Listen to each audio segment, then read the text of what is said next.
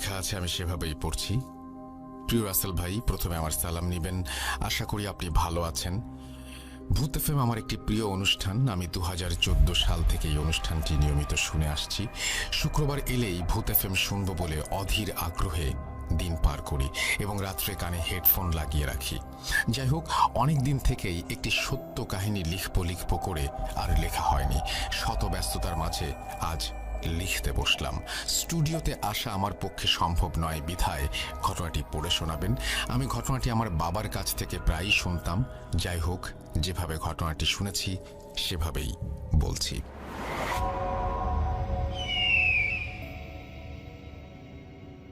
ঘটনাটি ঘটেছে টাঙ্গাইল জেলার কালীপুর নামক গ্রামে। এই গ্রামটিতে প্রায় অধিকাংশ লোক হিন্দু পরিবার। আমার বাড়ি থেকে ঘটনার স্থানটি বেশি দূরে নয়। আমাদের বাড়ির সামনে দক্ষিণ দিকে একটি ছোট বিল, বিলের ওপারে দালাল বাড়ি। দালাল বাড়ি নামে ওই জায়গাটি সবাই চেনে। বাড়িটির নাম দালাল বাড়ি হলো কেন সেটি আমার অজানা। বাড়িটি এখনো পরিত্যক্ত অবস্থায় আছে। ঘটনাটি ঘটে আজ থেকে 35 থেকে 40 বছর আগে। 1947 সাল দেশভাগ হবার পর দালাল বাড়ির হিন্দু বসতিরা বাড়িটি তাদের এক আত্মীয়ের কাছে দায়িত্ব দিয়ে তারা ভারতে চলে যায়। ফলে বিশাল বাড়িটি জনশূন্য হয়ে যায়। বাড়িটির পূর্ব দিকে বিশাল বাঁধানো পুকুর, দক্ষিণ দিকে গাইজা বাড়ির খাল, পশ্চিম দিকে জঙ্গল এবং উত্তর দিকে ছোট বিল। এই বাড়ির এক পাশে নতুন বাড়ি করেন আজর আলী। আজর আলী খুব সাহসী লোক ছিল, তাই সে প্রতিদিন রাতের বেলা মাছ ধরতে সেই দালাল বাড়ির বিলে যেত। ছোট একটি ডিঙি নৌকা নিয়ে সে মাছ ধরত। প্রতিদিনের মতো সে রাতে খাবার শেষ করে বউকে বলে, কই গো, আমাকে একটি পান দাও। পান চিবোতে চিবোতে মাছের সরঞ্জাম ও ডিঙি নৌকা নিয়ে সেই দালাল বাড়ির বিলে তিনি আসেন। দিনটি ছিল শরৎকালের কোনো একদিন। আকাশে খণ্ড খণ্ড মেঘ, মাঝে মাঝে চাঁদ উকি দিচ্ছে। এমন অবস্থায় আরজ আলী বিলের মাঝখানে এসে বড়শি, জাল ইত্যাদি ফেলে নৌকাটি কোনো এক জায়গায় রেখে লগির সাথে নৌকা বেঁধে মাছের জন্য অপেক্ষা করতে থাকেন। কিছুক্ষণ পর আরজ আলীর তন্দ্রা আসলে সে নৌকার মধ্যে শুয়ে পড়ে এবং একসময় ঘুমিয়ে যায়। হঠাৎ আরজ আলী লক্ষ্য করে যে তার পিঠের নিচে ভেজা ভেজা লাগছে। তৎক্ষণাৎ সে উঠে বসে এবং নৌকার প্রায় অর্ধেক সে দেখে যে পানিতে ডুবে গেছে, ভর্তি হয়ে গেছে। সে নৌকার মাথার দিকে তাকিয়ে দেখে একটি সাদা কাপড়ে জড়ানো অবয়ব বসে আছে। তার হৃৎপিণ্ড যেন ভয়ে বন্ধ হয়ে যাওয়ার মতো অবস্থা হয়।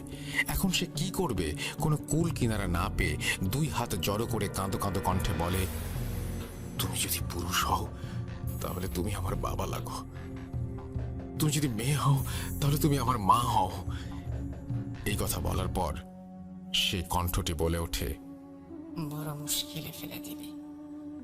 আজ তোর শেষ দিন। তোর জন্য আমার বড় সমস্যা হতো, কিন্তু তুই যখন আমাকে মা ডাকলি, মা কি সন্তানকে মারতে পারে? যা, আমি ছেলে হিসেবে মেনে নিলাম। আজ থেকে তুই আমার ছেলে। তুই খুব ভয় পেয়েছিস, আজকে আর মাছ ধরার দরকার নেই। তুই বাড়ি যা।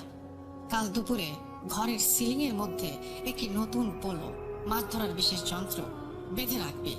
আমি তোকে চিকিৎসা দেব, আর তুই 3 দিন কোনো মাছ মাংস খাবি না। রাতের বেলা থেকে আজর আলীর জ্বর আসে এবং সে অবয়বের কথা মতো সিলিংয়ে একটি নতুন পোলো বেঁধে দুপুরবেলা খাটের মধ্যে শুয়ে থাকে। হঠাৎ পোলোটি যেন দুলতে থাকে এবং আরজের গায়ে ঠান্ডা বাতাস লাগতে শুরু করে।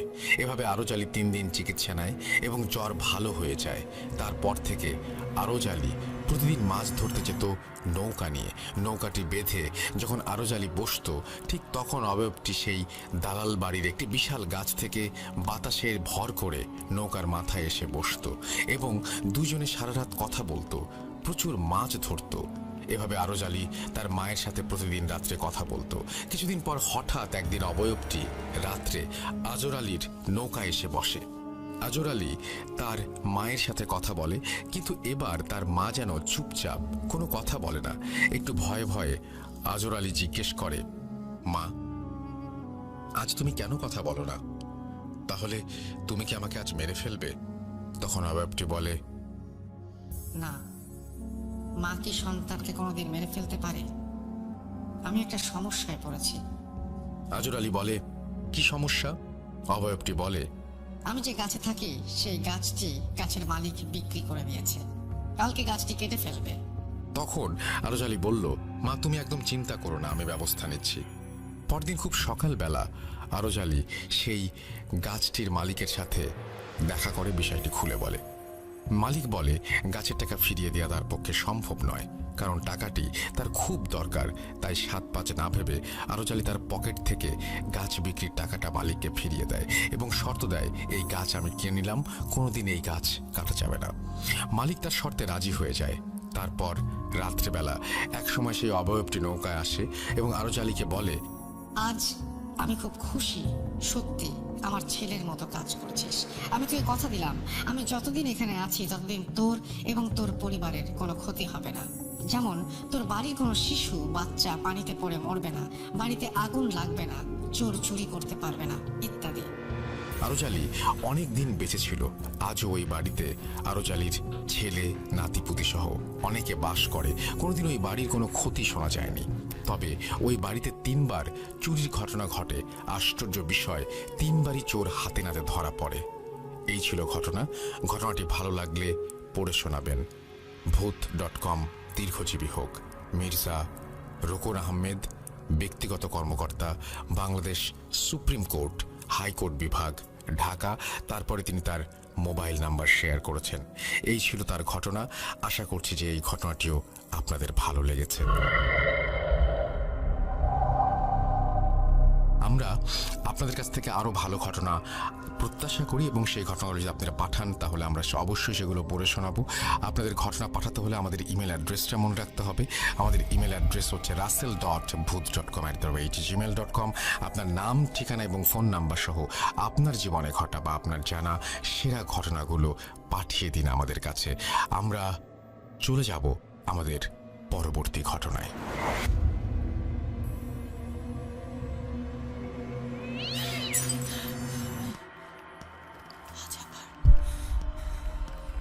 শুনতে পাচ্ছেন শব্দটা? ভয়ের আরেক নাম ভূত.com with Russell.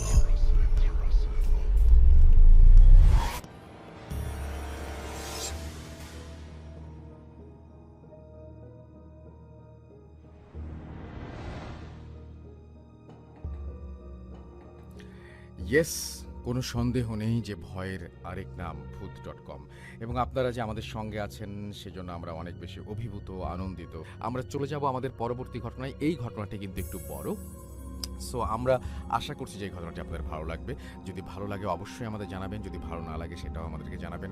আমরা চলে যাচ্ছি আমাদের ঘটনায়। আমাদেরকে ইমেইল করুন। আমাদের ইমেল অ্যাড্রেস হচ্ছে russell.booth.com@gmail.com। আপনার নাম, ঠিকানা এবং ফোন নাম্বার সহ আপনার জীবনে ঘটে যাওয়া বা আপনার জানা সেরা ঘটনা লিখে পাঠিয়ে দিন আমাদের কাছে। ঘটনা শুরুতে অবশ্যই উল্লেখ করুন যে ঘটনাটি আপনি স্টুডিওতে এসে শেয়ার করতে চান, নাকি আপনি চান আপনার ঘটনা আমরা পড়ে শোনাই। যারা দেশের বাইরে রয়েছেন তারা সরাসরি অডিও ক্লিপ পাঠান বা লিখে পাঠান আমাদেরকে ঘটনা। এটা আপনাদের ব্যাপার এবং আমরা প্রচুর পরিমাণের ঘটনা চাই। যদি এই ঘটনাগুলো আপনাদের ভালো না লাগে তাহলে বুঝতে পারবেন যে আমরা যথেষ্ট পরিমাণ ঘটনা আপনাদের কাছে পাচ্ছি না। যদি ভালো লাগে তাহলে বুঝতে পারবেন এরকম ঘটনা আমাদের আরও বেশি প্রয়োজন। সুতরাং পুরো ব্যাপারটাই আপনাদের ওপরে। আমার এই ক্ষমতা নেই যে আপনাদেরকে ঘটনা তৈরি করে দেব এবং সেটা উচিত না। সো আপনাদের ঘটনার অপেক্ষায় আমরা চলে যাচ্ছি আমাদের পরবর্তী ঘটনায়। আজ আবার শুনতে পাচ্ছেন শব্দটা? ভয়ের আরেক নাম ভূত.com with Russell. যেভাবে লেখা আছে আমি সেভাবেই পড়ছি। আসসালামু আলাইকুম রাসেল ভাই, আশা করি ভালো আছেন। আমার নাম আসিফ, সিরাজগঞ্জ রায়গঞ্জ থেকে। এর আগে কোনোদিন এরকম ঘটনা শুনিনি। 94তম এপিসোডে আমার জীবনের একটি আশ্চর্যজনক সাইকেল রিলেটেড ঘটে যাওয়া ঘটনা আপনি সবার সাথে শেয়ার করেন, তার জন্য অনেক অনেক ধন্যবাদ। আসলে আমার বন্ধু মেহেদি আমার ঘটনাটি শেয়ার করে। আমার ঘটনাটি আমার বন্ধু মেহেদি ভূত.com-এর এখানে শেয়ার করবে বলে আমাকে জানায় এবং আমি তাকে শেয়ার করার জন্য অনুমতি দেই, যার জন্য আপনাদের সাথে এই ঘটনাটি শেয়ার করা হয়েছিল। আমার সাথে ঘটে যাওয়া কিছু গোপন কথা রেখে দেই আমার বন্ধুর কাছে, কারণ এগুলো বললে হয়তো সমস্যা হতে পারে, এই কথা ভেবেই সেই গোপন রাখা। একদিন মেহেদি আমাকে বলে, বন্ধু, তোর ঘটনা ভূত.com-এ শেয়ার করেছে, তুই ডাউনলোড করে শোন, ভালো লাগবে তোর। তো ডাউনলোড করে শোনার পর আসলে বলতে গেলে প্রথমবারের মতোই ভালো লাগলো। আসলে এই ঘটনাটিও আমার বন্ধুকে বলেছিলাম শেয়ার করতে, কিন্তু আমার বন্ধু কোম্পানিতে কর্মরত অবস্থায় থাকার কারণে তেমন সময় পায় না, যার জন্য আমাকে এই ঘটনাটি শেয়ার করতে বলা হয়। তার জন্যই প্রথমবারের মতো ঘটনা পাঠাচ্ছি। ভালো লাগলে শ্রোতাদের সাথে শেয়ার করার জন্য অনুরোধ করছি। আরেকটা কথা, সেটা হলো নিজের অজান্তে ঘটনা লেখার ভেতরে কোনো ভুল হলে ক্ষমা সুন্দর দৃষ্টিতে দেখবেন। এটা 100% সত্যি ঘটনা। ও আরেকটা কথা, 94তম এপিসোডে আপনি বলেছিলেন আমার বন্ধু মেহেদি আমার সাথে ঘটে যাওয়া ঘটনা জানতে পেরে সাইকেলটি উধাও হয়েছে, নাকি গ্রামের সব মানুষ জানার জন্য এটা হয়েছে, এবং আমার কোনো ক্ষতি হয়েছে কিনা। আসলে আমার বন্ধু ঘটনাটি জানার জন্য সাইকেলটি উধাও হয়নি, কারণ সেই জিনটা আমাকে শেষবারের মতো ওয়ার্নিং দেয় এবং জিন বলে, তোমার খুব কাছের মানুষ দেখে এবারের মতো ক্ষমা করে দিলাম, কিন্তু তোমার একটা জিনিস আমি নিয়ে যাব। এই কথাটিও আমার বন্ধুকে বলি, কিন্তু আমার বন্ধু মনে না থাকার কারণে হয়তো এই কথাটি তার ভুল হয়ে যায়। তবে আমার বন্ধুর থেকে আরেকটা কথা গোপন করি, সেটা হলো সাইকেলটি উধাও হওয়ার পর আমার একটা চোখ নষ্ট হয়ে যায়। আমি এইখানে একটা কথা বলতে চাই, ঘটনা বলতে বলতে আমি আবার থেমে গেলাম।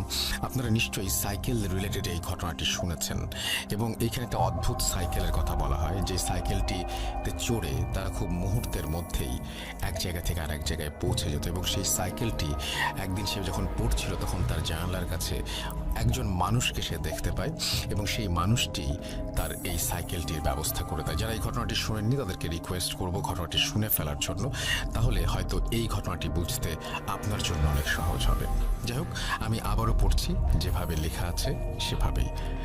তো উনি বলছিলেন যে ওনার চোখ নষ্ট হয়ে যায়। তারপরে তিনি বলছেন, যার জন্য এর পর থেকে আমি এক চোখে দেখতে পাই না। আপনি সত্যতা জানার জন্য এই কথাটি বললাম। আসলে এই কথাটি বলতাম না কোনোদিন, একমাত্র আপনার জন্যই এই কথাটি বলে রাখা। এবং এই কথাটি গোপন রাখার কারণ হলো, আমি যদি বলতাম তাহলে আমার বন্ধু অনেক আফসোস বা মন খারাপ করত, সে নিজেকে কোনোদিন ক্ষমা করতে পারত না। বন্ধু মেহেদি, তোকে একটা কথা বলি, আসলে যা হওয়ার হয়েছে, আমাকে মাফ করে দিস।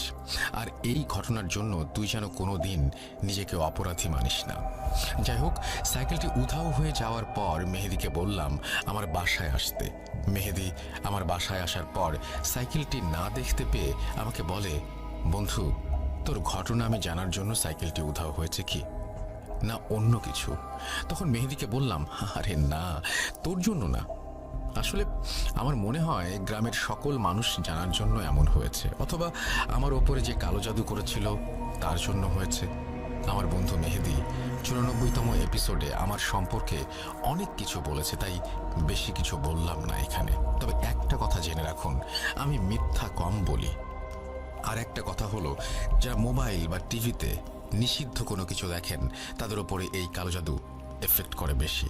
তো একটা কথা বলে রাখি, আমার ঘটনাটি যদি আপনি শেয়ার না করেন তাহলে 100% সত্য ঘটনাটি গোপনই থেকে যাবে। যাই হোক, অনেক কথা বললাম, এবার ঘটনায় যাওয়া যাক। ঘটনাটি ঘটেছে আমার জীবনে, আর এই ঘটনাটি সাইকেল রিলেটেড ঘটনা। আমি যতদিন বেঁচে আছি ততদিন আমার মনের মাঝে স্মৃতি হয়ে থাকবে। আসলে কালো জাদু অনেক আগে থেকেই চলে আসছে। যেমন একসময় একটি মহিলা আমাদের প্রিয় নবী হযরত মুহাম্মদ সাল্লাল্লাহু আলাইহি ওয়াসাল্লামকে কালো জাদু করেন চুল দিয়ে, আর সেই চুলে মন্ত্র পড়ে 11টা গিট দেয়া হয়, যার জন্য আমাদের প্রিয় নবী কখন কি করতেন বা কোথায় যেতেন সব ভুলে যেতেন। আসলে আপনারা খেয়াল করে দেখবেন, চুলে এই 11টি গিট দেওয়ার জন্য সূরা ফালাক আর নাসের ভেতরে 11টা আয়াত। যাই হোক, এই ঘটনাটি আমার সাথে ঘটে 2014 সালের মাঝামাঝি সময়ে। অর্থাৎ রাজু মারা যাওয়ার আগের ঘটনা এবং পরের ঘটনা। যাই হোক, জিনের সাথে পরিচয়, জিনের দেয়া সাইকেল, এসব কিছু আমার জীবনে এসে আমার জীবনটাকে অনেক পাল্টে দেয় এবং আমি ক্ষতিগ্রস্ত হয়ে যাই।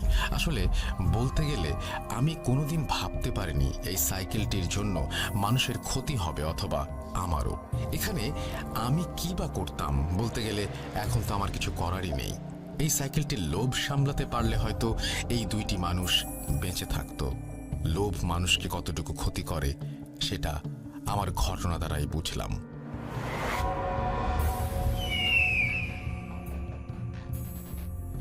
জিনের থেকে পাওয়া সেই সাইকেলটি পাওয়ার পর বেশ ভালোভাবেই দিন কেটে যাচ্ছিল। বলতে গেলে তখন থেকে আমাদের সংসারে অনেক উন্নতি হতে থাকে। সাইকেলটি পাওয়ার বছর কয়েক পর, অর্থাৎ 2014 সাল থেকে 2017 সালের মাঝামাঝি সময়ের দিকে আমাকে কালো জাদু করা হয়।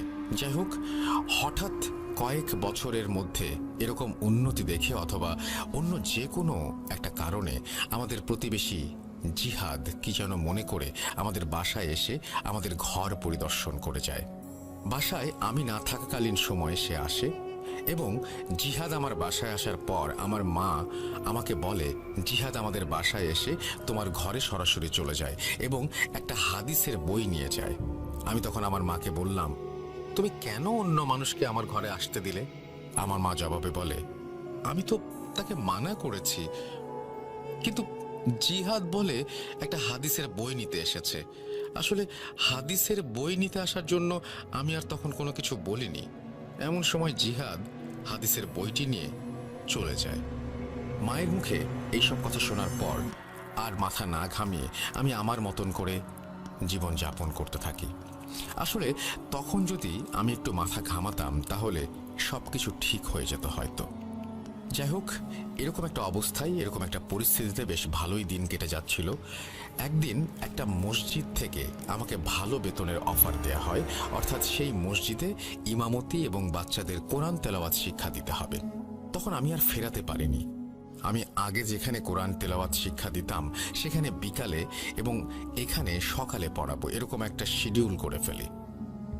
রাজি হওয়ার আরেকটা কারণ হলো, যদি আমি দুই জায়গায় কোরআন তেলাওয়াত শিক্ষা দেই তাহলে আমাদের পরিবার আরো ভালোভাবে চলবে। এইসব চিন্তাভাবনা করেই আমি ইমামতি করতে আগ্রহ প্রকাশ করি। এর 2 দিন পর থেকে আমি সেই মসজিদে ইমামতি করতে থাকি। বলে রাখা ভালো, আসলে সেই মসজিদে ইমামতি করার জন্য আমাকে আনুমানিক 1.5 থেকে 2 কিলোমিটার রাস্তা হেঁটে অথবা সাইকেলে যেতে হতো। বেশ কিছুদিন ভালোভাবেই আমার বাবার নড়বড়ে একটা সাইকেল নিয়ে অনেক কষ্ট করে ইমামতি করা এবং মক্তব অর্থাৎ কোরআন তেলাওয়াত শিক্ষা দেওয়ার কাজ চালিয়ে যেতে থাকি। 13 দিনের মতো কোনো রকমের সমস্যা ছাড়াই ফজরের আজান দেওয়ার কিছু মিনিট আগে বাড়ি থেকে বেরিয়ে যেতাম এবং ইমামতি করতাম। ঘটনাটি ঘটে 13 দিন পর, অর্থাৎ 14 দিনের রাত থেকে। প্রতিনিয়ত যেভাবে যেতাম তেমনভাবেই সেই রাতে আমার কাছে থাকা ছোট্ট একটা টর্চের আলোয় আমার বাবার সাইকেল চালিয়ে যাচ্ছিলাম। এমন সময় মসজিদে যাওয়ার পথে অস্বাভাবিক কিছু খেয়াল করি। তার আগে কিছু কথা বলে রাখা ভালো, সেটা হলো আমার বাসা থেকে মসজিদে যাওয়ার জন্য একটা বড় বটগাছ, একটা কবরস্থান এবং ভৌতিক ব্রিজ পার হতে হয়। ভৌতিক ব্রিজ বলার কারণ হলো এই ব্রিজ নিয়ে অনেক ইতিহাস আছে যেটা অনেক মানুষ জানে। অন্য একদিন এই ব্রিজ নিয়ে ঘটে যাওয়া ঘটনা শেয়ার করব ইনশাল্লাহ। যাই হোক, ঠিক 14 দিনের রাতে আমি অদ্ভুত কিছু খেয়াল করি। সেটা হলো, আমি যখন বটগাছের কিছু দূরে, মনে হয় 25 হবে, ঠিক তখন খেয়াল করলাম একটা ডালে সাদা কিছু একটা বসে আছে। আমার কাছে থাকা টর্চের হালকা আলোয় যতটুকু বুঝলাম একটা সাদা কিছুই মনে হলো, কিন্তু ঠিক একদম কাছে এসে দেখি সেখানে কিছুই নেই। মনের ভুল ভেবে আমি আবারও যেতে লাগলাম এবং কোনো সমস্যা ছাড়াই সে রাতের মতো মসজিদে পৌঁছে গেলাম। এর পরের রাতে ঠিক এমনভাবে দূর থেকে খেয়াল করলাম কবরস্থানের কাছে, অর্থাৎ কবরস্থানের বাইরে সাদা কাপড় পরা মানুষের মতো কিছু একটা দেখা যাচ্ছে, কিন্তু ঠিক আগের মতো করেই কাছে এসে দেখি কিছুই নেই সেখানে। আমি আবারও ভেবে নেই আমার মনের ভুল। আমি সে রাতের মতো আবারও কোনো সমস্যা ছাড়াই মসজিদে পৌঁছে গেলাম। এর পরের রাত থেকে আমি আর কিছু দেখি না, তবে প্রতিনিয়ত আমি যখন ভৌতিক ব্রিজটি ক্রস করতাম ঠিক তখন থেকেই আমার সাইকেলটি অনেক ভারী অনুভব হতো। অর্থাৎ তুলনামূলকভাবে সাইকেলটি চালাতে বেশি শক্তি খরচ করতে হতো। আমি আরও কিছু খেয়াল করি, সেটা হলো আমি যখন প্রতিনিয়ত বটগাছ পার হই তখন কুকুরের ডাক, শেয়ালের ডাক শুনতে পাই। তাছাড়াও আমি যখন সাইকেল চালিয়ে বটগাছটি ক্রস করতাম ঠিক তখন থেকে আমার সাইকেলের পাশ কাটিয়ে কুকুর, বিড়াল দৌড়ে যেত। মসজিদের সামনে আসা পর্যন্ত এমন হতো। এভাবে বেশ অনেক দিন কেটে যায়। অর্থাৎ 2015 সালের শেষের দিকে এসে প্রায় 20 থেকে 25 দিন আর আমার সাথে কোনো সমস্যা হয় না, কোনো কিছুই ঘটে না। এই 20-25 দিন আমার সাথে কিছু না ঘটার জন্য সবকিছু মনের ভুল ভেবে উড়িয়ে দেই। তার কারণ যাই হোক না কেন, আমার তো কোনো ক্ষতি হয়নি বা অস্বাভাবিক কিছু চোখেও পড়েনি। এসব কিছু স্বাভাবিকভাবে নেই এবং এর মাঝে আমার মাথায় পড়া টুপিটাও হারিয়ে ফেলি। আমি জানিও না টুপিটা কোথায় হারিয়ে ফেলি। নতুন টুপি মাথায় দিয়ে 26তম রাতে আমি আবারও মসজিদের উদ্দেশ্যে রওনা হলাম। কিন্তু এবার আমার সাথে অদ্ভুত একটা ঘটনা ঘটে, সেই ভৌতিক ব্রিজের ওপরে, যেটা আজও পর্যন্ত আমি ভুলতে পারি না। যাই হোক, ব্রিজের ওপরে দেখতে পাই সাদা রঙের কাপড় পরা মানুষের মতো কিছু একটা বসে আছে, কিন্তু আমি মুখটা কোনোভাবেই দেখতে পাইনি। আসলে বলতে গেলে ভয়ে সেটার মুখের দিকে তাকানোর সাহস হয়নি আমার। সেই সাদা রঙের কাপড় পরা মানুষের মতো তাকে পাশ কাটিয়ে আসতেই একটা শব্দ শুনতে পাই, সেটা হলো, তুই আর বেশি দিন বাঁচতে পারবি না। এই কথা শুনে মনে হচ্ছে আমি আর আমার মধ্যে নেই। এই কথা শোনার পর পেছনে যে তাকাবো তার আর সাহস করিনি, কারণ মুরব্বীদের কাছ থেকে শোনা। মুরব্বীরা বলতেন যে ব্যক্তি অদ্ভুত কিছু দেখবে অথবা অদ্ভুত কিছু অবলোকন করবে তার দিকে তাকানো বা তার দিকে এগিয়ে গেলে অনেক বড় সমস্যার সম্মুখীন হতে পারে, যার জন্য আর সাহস হয়নি আমার। যাই হোক, এই কথা শুনে তো রীতিমতো ভয় পেয়ে গেলাম আমি সেদিন। সেই অদ্ভুত কিছু দেখার পর এবং তাকে পাশ কাটিয়ে আসার পর আমার কেমন যেন মনে হচ্ছে সাইকেল আর চলছে না। তো সাইকেলটি চালাতে এতটাই ভারী অনুভব করছিলাম, মনে হচ্ছে অনেক ভারী একটা কিছু টেনে নিয়ে যাচ্ছি। আসলে সাইকেলটি যেভাবে যাওয়ার কথা সেভাবে আর যাচ্ছে না। অবাক করা ব্যাপার হলো আমি কিন্তু ঠিক মতোই চালাচ্ছিলাম, কিন্তু আসলে ভয়ে আমার শরীর চলছে না নাকি সাইকেলটি ভারী হয়ে গেছে সেটা তখন বুঝতে পারিনি। এরপর অনেক কষ্ট করে মসজিদে আসলাম। এই ঘটনাটির জন্য আমি টানা 2 দিন জ্বরে আক্রান্ত ছিলাম। সুস্থ হওয়ার পর আমি আর আমার বাবার সাইকেলটি নিয়ে মসজিদে যাওয়ার সাহস পাইনি। দিন 20 হবে হয়তো, এই 20 দিন আমি জিনের দেয়া সাইকেলটি নিয়ে যেতে থাকলাম।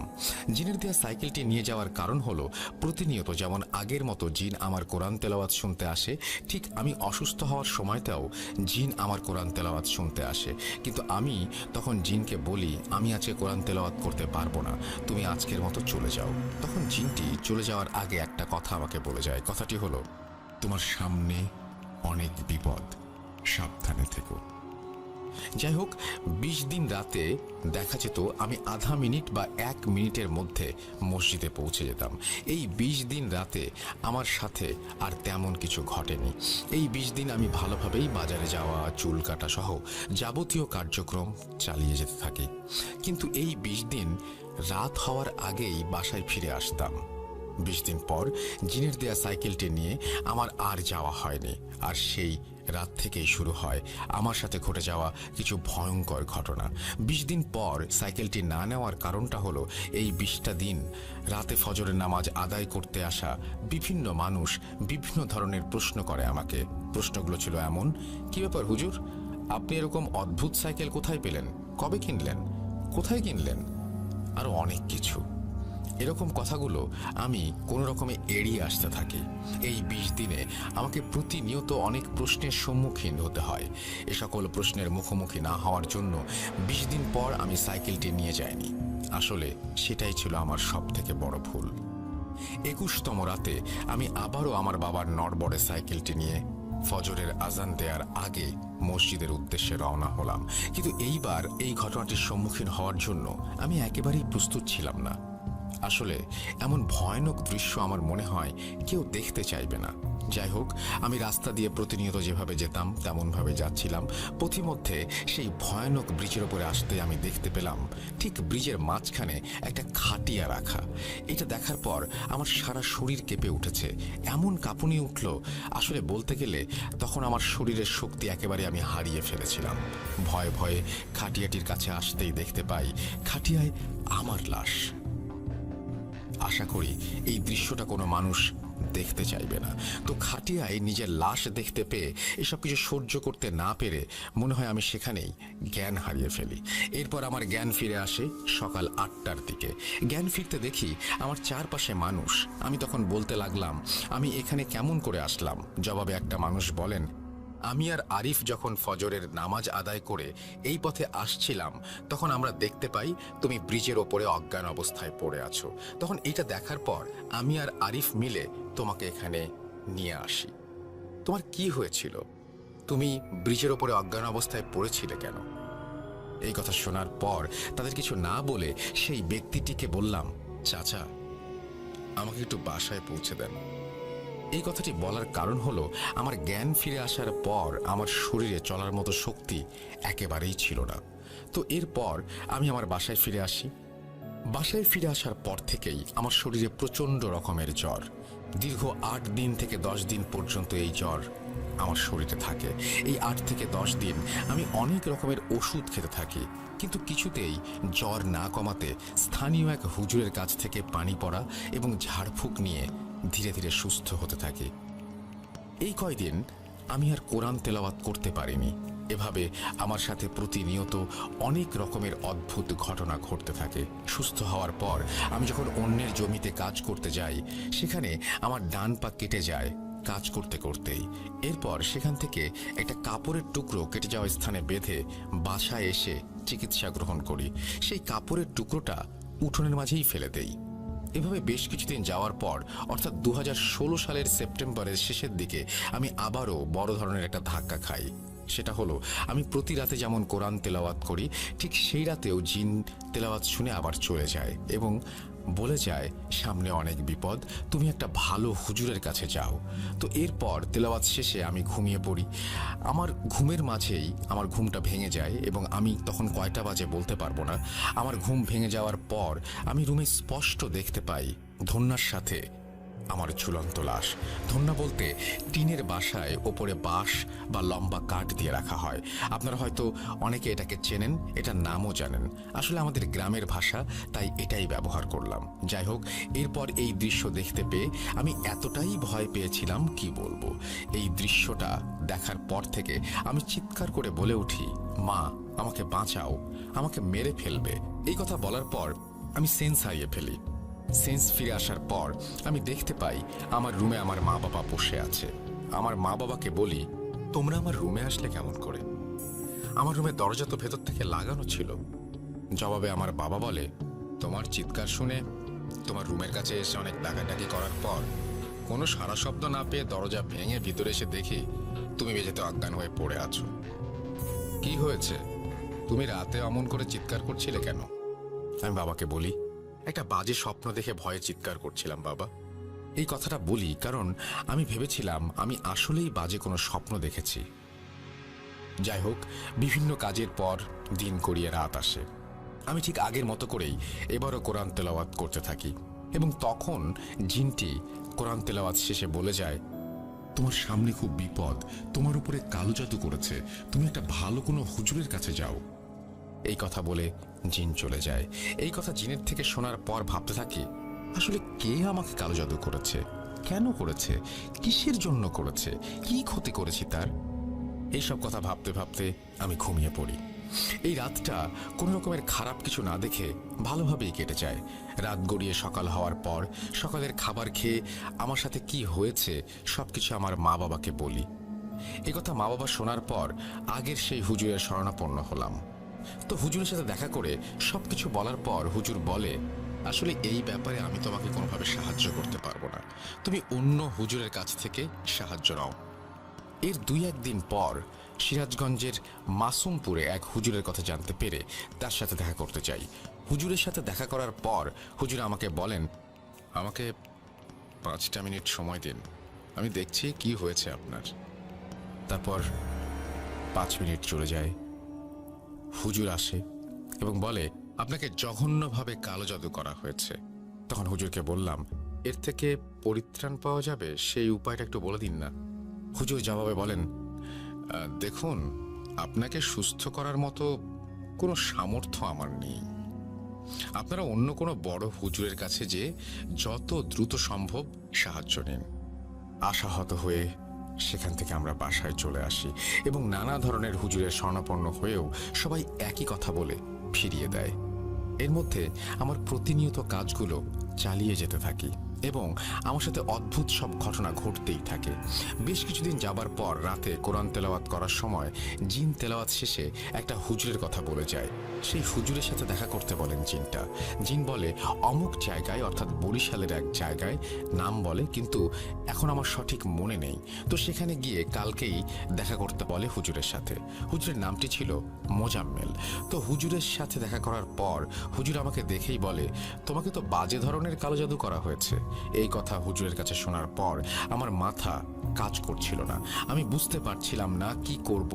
এরকম জঘন্য কাজ কে করলো? যাই হোক, এরপর হুজুরকে বললাম, যেমন করেই হোক আমাকে ভালো করুন। হুজুর বললেন, আমাকে 7টা দিন সময় দাও, আমি 7 দিন পর তোমাদের বাসায় যাব। এরপর হুজুরকে আমার বাসার ঠিকানা এবং মোবাইল নাম্বার দিয়ে সেখান থেকে বাসায় ফিরে আসি। এই 7 দিন আমি আরও অনেক ভয়ের মুখোমুখি হয়েছি। যেমন, আমি একদিন দুপুরে নামাজ আদায় করে মসজিদ থেকে বাসায় ফিরছিলাম। বাসায় ফেরার পথে পেছন থেকে কে যেন আমাকে সজোরে ধাক্কা দেয়। ধাক্কায় আমি রাস্তার মাঝে পড়ে যাই এবং পড়ে যাবার পর আমি খেয়াল করি সেখানে কেউ নেই। আশ্চর্য বিষয় হলো, চতুর্পাশে এমন ফাঁকা এবং রাস্তাটাও ছিল একদম ফাঁকা। আর এই ফাঁকা রাস্তায় আমার চোখে ফাঁকি দেওয়া অসম্ভব। আসলে একটা মানুষ যদি আমাকে ঠাট্টা করে ফেলে দেয় তাহলে আমি তাকে অবশ্যই সেখান দিয়ে যেতে দেখতে পেতাম। আমি তখন ভাবতে থাকি, ধরলাম একটা মানুষই আমার সাথে এমন করেছে, সেই মানুষটি তো 3-4 সেকেন্ডের মধ্যে উধাও হয়ে যেতে পারবে না। প্রতিনিয়ত আমার সাথে অনেক কিছুই ঘটছে। এরই একটা অংশ ভেবে আমি খুব দ্রুত সেখান থেকে বাসায় চলে আসি। ঠিক এর পরের দিন রাতে আমার যখন ওয়াশরুমে যাওয়ার প্রয়োজন হয় তখন আমার সাথে আরেকটা ভয়ানক ঘটনা ঘটে। সেটা হলো আনুমানিক মাঝরাত বা তার আগে অথবা তার একটু পরেও হতে পারে, আসলে সঠিক জানি না। বলে রাখা ভালো, ওয়াশরুমটা ছিল আমার বাসার একটু উত্তর দিকে, অর্থাৎ ঘর থেকে 20-25 পা হবে এরকম দূরত্বে। তো তখন আমি বাসার উঠোনের মাঝখান দিয়ে দেখতে পাই একটা লাশ এবং সেই লাশের মাথা দেহ থেকে আলাদা করা এবং দেহ থেকে প্রচুর পরিমাণে রক্ত পড়ছে এবং জায়গাটা ভিজে আছে। আমি খুব ভয় পাই। আসলে এই দৃশ্যটা দেখার জন্য আমি একেবারেই প্রস্তুত ছিলাম না। খুব ভয়ের কারণ হলো, লাশটা আর কারো নয়, সেই লাশটি ছিল আমার নিজের লাশ। এভাবে দেখার পর আমি সহ্য করতে না পেরে উচ্চ স্বরে এক চিৎকার দিয়ে সেখানেই জ্ঞান হারিয়ে ফেলি। জ্ঞান ফিরে আসার পর আমার বাবা মাকে সব খুলে বলি। এভাবে খুব ভয়ানক ঘটনা ঘটতেই থাকে আমার সাথে। 7 দিন কাটানোর পর হুজুর আমার বাসায় ঠিক মাগরিবের আজানের সময় এসে উপস্থিত হন। হুজুর বাসায় ফিরে আমাদের সবাইকে একটা রুমে নিয়ে যান এবং হুজুর বলেন কে এই কাজটি করেছে এবং কেন করেছে সেটা মাগরিবের নামাজ আদায় করে তিনি বলবেন। নামাজ আদায় করার পর হুজুর সবাইকে এক রুমে নিয়ে বলতে থাকেন। হুজুর তখন একটা ছেলের নাম বলে। আমি তখনও বিশ্বাস করতে পারিনি এবং আজ পর্যন্ত বিশ্বাস করতে পারি না এই ছেলে এই কাজ করেছে। তো এরপর হুজুর আমাদের বলেন, এই কাজটি জিহাদ নামের একটি ছেলে করেছে। আসলে তোমার ওপরে অনেক রাগ এবং একটা লোভের বশবর্তী হয়েই এমন কাজ করেছে। হুজুরের কাছ থেকে এটা শোনার পর আমি ভেবে অবাক হই যে জিহাদ আমার উপরে কালো জাদু কেন করবে? আমি তো তার কোনো ক্ষতি করিনি বা তার পরিবারেরও কোনো ক্ষতি করিনি। আমি খুব ভেঙে পড়ি। আপনারা ভাবছেন ঘটনাটি এখানেই শেষ, কিন্তু এখনো অনেক রহস্যময়তা লুকিয়ে আছে এই ঘটনায়। সুতরাং প্রিয় লিসনার্স, দয়া করে আরেকটু অপেক্ষা করুন এবং শুনতে থাকুন। আর এই সকল ভয়ানক ঘটনা ঘটে আসিফ মারা যাওয়ার পর থেকেই। আসিফ মারা যাওয়ার 30 থেকে 35 দিন আমার সাথে খুব ভয়ানক ঘটনা ঘটে যায়। এরপর হুজুরের কাছে আমি জানতে চাই কেন আমার সাথে জিহাদ এরকম করেছে। হুজুর বলছেন, 2014 সালে জিহাদ গ্রামের একটা মেয়েকে পছন্দ করত এবং ভালোবাসত। একদিন যখন ঈশার নামাজ পড়ে মসজিদ থেকে বাসায় ফিরছিল, তখন তুমি ফেরার পথে রাতের বেলায় তাদের একসাথে দেখতে পাও। এরপর তুমি জিহাদের পরিবার ও মেয়ের পরিবার অর্থাৎ মনিকার পরিবারকে জানাও। তাদের পরিবারকে জানানোর পর থেকে তোমার ওপরে ক্ষিপ্ত হয়ে তোমার ওপর কালো জাদু করেছে। তখন আমি হুজুরকে বললাম, হুজুর, আমি তো সঠিক কাজটাই করেছি, কারণ এদের কেউ দেখলে এদের পরিবারের মান সম্মান সব যেত। আসলে সম্মান বলতে মনিকার পরিবারের বেশ সম্মান নষ্ট হতো, কারণ জিহাদের পরিবার এবং মনিকার পরিবার এদের দুজনের মধ্যে পার্থক্য ছিল অনেক, যার জন্য মনিকার পরিবারের কেউ এই সম্পর্ক মেনে নিত না। 7 দিনের ভেতরে মনিকাকে বিয়ে দিয়ে দেয় তারা অন্য জায়গায়। এরপর হুজুর বলেন, তুমি যখন তাদের পরিবারকে জানাও, তার কয়েকদিন পর মনিকার বড় ভাই জিহাদকে অনেক মারধর করে। এরপর মনিকার অন্য জায়গায় বিয়ে হওয়াতে তোমার উপরে তার অনেক ঘৃণা এবং রাগের জন্ম হয়, যার জন্য সে ক্ষিপ্ত হয়ে তোমার উপরে কালো জাদু করেছে। কিন্তু তুমি অনেক ধার্মিক বলে তেমন কোনো ক্ষতি করতে পারেনি। তুমি যখন ফজরের আগে নামাজ পড়াতে মসজিদে যেতে, তখন তুমি যেগুলো দেখতে আসলে সেগুলো ছিল কালো জাদুর অংশ। আর 2 নম্বর কারণ হলো, রাজু আর জিহাদ খুব ঘনিষ্ঠ বন্ধু। রাজু সাইকেলটির কথা জানতে পেরে জিহাদকে কথায় কথায় ভুলক্রমে সব বলে দেয়, কিন্তু জিহাদ রাজুকে কোনো কিছু বুঝতে না দিয়ে হেসে উড়িয়ে দেয়। তার কারণ জিহাদ এই সাইকেলটির কথা আগে থেকেই জানতো, আর এই কথাটি জানতে পেরেই সে তোমাকে সর্বপ্রথম কালো জাদু করে। এই অদ্ভুত সাইকেলটির কথা তোমার উপরে কালো জাদু করার মাধ্যমে সে জানতে পারে। আসলে জিহাদ অনেক আগে থেকেই কালো জাদু চর্চা করত, এবং তোমার কালো জাদুতে শক্তি কম এবং তুমি ধার্মিক হওয়ায় তোমার উপরে তেমন কোনো ক্ষতি করা সম্ভব হয়নি। তখন সে একটা বড় সুযোগের অপেক্ষায় থাকে। এরপর জিহাদ ভেবে পাচ্ছিল না সেই বড় সুযোগটা সে কিভাবে নেবে। নিজের প্রতিশোধ এবং সাইকেলটা নেবে বলে সে ঠিক করে, এবং শেষ পর্যন্ত জিহাদ একটা পর্যায়ে একটা কালো জাদুকর পণ্ডিতের থেকে আরো ভালোভাবে কালো জাদু শিখে তোমার উপরে 3টা খারাপ জিন চালান দেয়। অর্থাৎ রাজু মারা যাওয়ার 1 সপ্তাহখানেক পর থেকে তোমার রক্ত, তোমার চুল, তোমার পরনের কাপড়ের টুকরো, তোমার মাথার টুপির 1 টুকরো পায়। তখন কিছু ব্যবহার করা হয় এই কালো জাদুতে। যখন এসব কিছু নিয়ে কালো জাদু করা হয়, তখন থেকে জাদু আরো বেশি শক্তিশালী হয়। তখন আমি হুজুরকে বললাম, আমার রক্ত কেমন করে পেল এবং এই সব কিছু কেমন করে পেল? তাছাড়া আমার রক্ত তো জিহাদের পাওয়ার কোনো কারণ নেই। হুজুর বলেন, আসলে কালো জাদু করার জন্য কিছু জিনিস নিয়ে সেগুলো কালো জাদুতে প্রয়োগ করতে হয়। যেমন তোমার পরনের একটা কাপড় প্রথমে কেটে নিয়ে যায়। এরপর জিহাদের কাজ ছিল প্রতিনিয়ত তোমাকে ফলো করা। একদিন তোমাকে ফলো করার সময় জিহাদ খেয়াল করে তোমার মাথার টুপি পড়ে গেছে। এরপর টুপিটা সে কুড়িয়ে নেয়। তুমি যখন মাঠে কাজ করতে যাও, তখন তোমার পা কেটে যায়। বাসায় এসে সেই রক্ত মাখা কাপড়ের টুকরো ফেলে দাও, তখন জিহাদ সেই টুকরোটাও কুড়িয়ে নিয়ে যায়। তুমি যখন বাজারে চুল কাটাতে গিয়েছিলে, তখন জিহাদ সেখান থেকে তোমার চুল সংগ্রহ করে, এবং শেষ ধাপে সংগৃহীত করা তোমার সবকিছু সম্পূর্ণ একটা কালো বিড়ালকে মন্ত্র পড়ে জোর করে খাইয়ে দেয়া হয়। তারপর সেই বিড়ালটিকে জীবিত অবস্থায় একটা বাক্সে ভরে তোমাদের বাসার সামনের ওইখানে, অর্থাৎ বাসার এক কোণায় পুঁতে রাখা হয়। এটি ছিল শেষ ধাপ। এরকম কালো জাদু করার জন্য তুমি বিভিন্ন সময়ে বিভিন্ন ভয়ের সম্মুখীন হও। তোমার শরীর এত শুকিয়ে গেছে, তার কারণ বিড়ালটি কিছু না খেতে পেরে শুকিয়ে যাচ্ছে, সাথে সাথে তোমার শরীরের অবস্থারও অবনতি হচ্ছে। আর কিছুদিন পর হয়তো বিড়ালটি মারা যেত, এবং বিড়ালটি মারা যাওয়ার সাথে সাথে তুমিও মারা যেতে। তোমার কপাল ভালো, আমার সাথে দেখা হয়েছে। এখন দেখা যাক আল্লাহ ভরসা তোমাকে সুস্থ করতে পারি কিনা। এরপর হুজুর আমার বাবাকে বলেন, আরো কিছু প্রয়োজনীয় জিনিস লাগবে। সেগুলো হলো আপনাদের বাসার উঠোনের 1 মুঠো মাটি, আপনার ছেলের 1 ফোঁটা রক্ত, চুল, মাথার টুপির একটা টুকরো এবং তার পরনের কাপড়ের 1 টুকরো এনে দিন।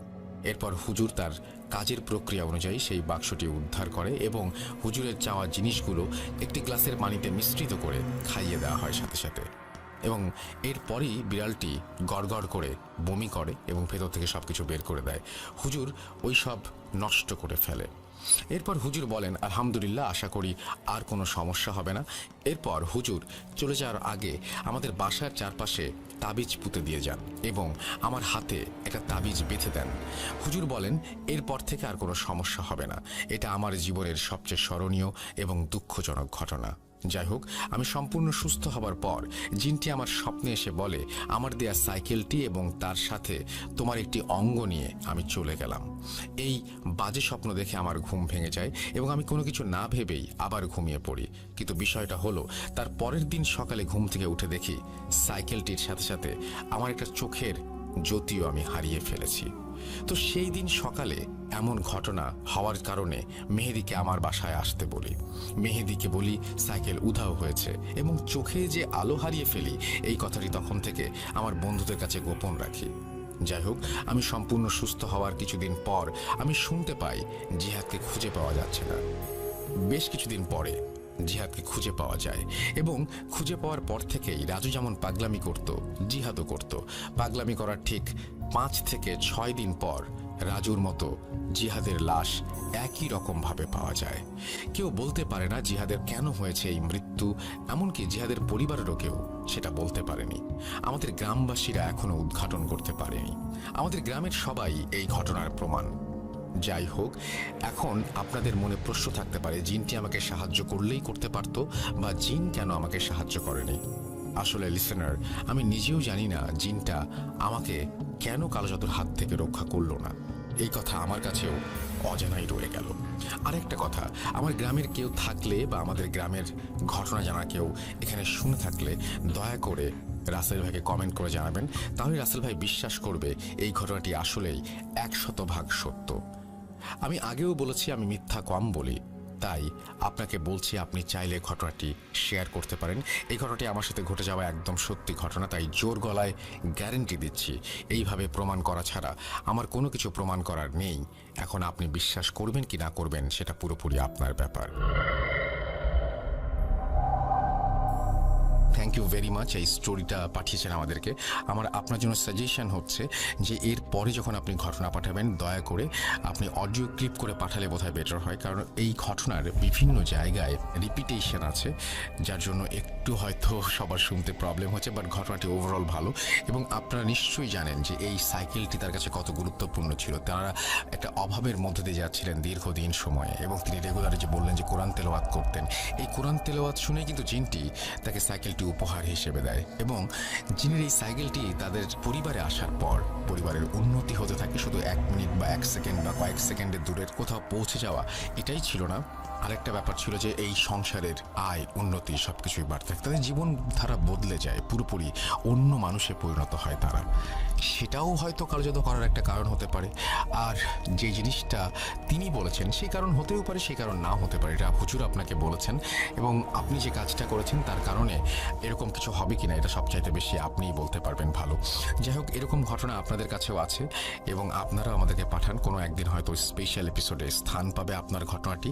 আমি চলে যাব আমাদের পরবর্তী ঘটনায়। ঘটনাটি কেমন লাগলো সেটা অবশ্যই আমাকে জানাবেন, জানিয়ে কমেন্ট করবেন, অবশ্যই লিখবেন, কমেন্ট করবেন। ঘটনাটি লেখা যেমনই হোক না কেন, পুরো ঘটনাটা যদি আপনি চিন্তা করেন তাহলে এটি আসলে ভয়ের ঘটনা। একটা মানুষ প্রতিনিয়ত লাশ দেখছে এবং নিজের লাশ যদি হয় এবং সেই লাশটি বিভিন্ন সময় বিভিন্ন ভঙ্গিতে, কোনো সময় তার সে লাশটি ক্ষতবিক্ষত, কোনো সময় সেই লাশটি ঠিকঠাক। তো এরকম কোনো দৃশ্য নিশ্চয়ই আমরা দেখতে চাই না। তবে যদি এরকম কোনো দৃশ্যের সন্ধান আমরা পেয়ে থাকি আমাদের পরিবার পরিজনের কাছ থেকে, বা নিজের জীবনেও যদি ঘটে থাকে এরকম ঘটনা, শেয়ার করুন আমাদের সাথে। আমাদের ইমেল অ্যাড্রেস হচ্ছে bhoot.com@gmail.com। আপনার ঘটনার অপেক্ষায় থাকলাম। আমরা চলে যাব আমাদের পরবর্তী ঘটনায়।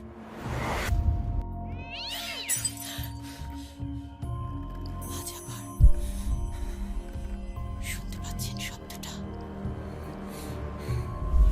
ভয়ের আরেক নাম bhoot.com with Russell।